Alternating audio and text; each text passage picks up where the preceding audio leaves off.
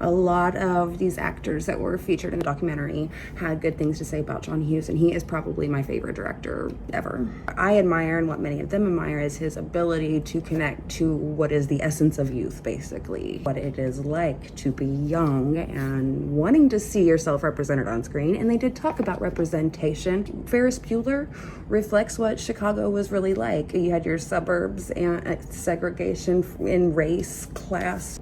There could have been more representation in the films looking back. We can say that now, but also it's representing the time, whether that be a good or bad reflection of the times. Leah Thompson was also in this and talked about the tangibility of VHS tapes and ticket stubs that we don't have now with streaming everything.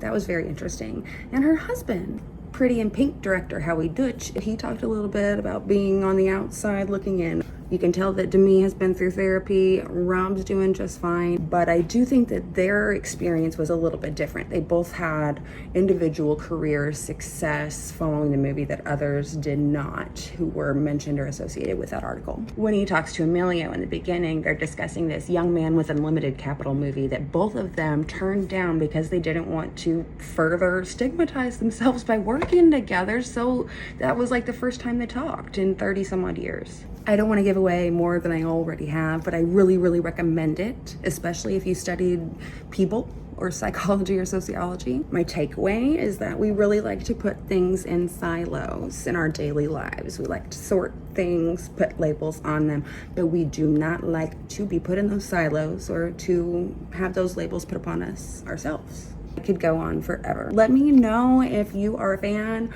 of these films, this documentary about all of these films and the experience that they lived out after them. If you have any questions, I am so happy to dive deeper into any of this.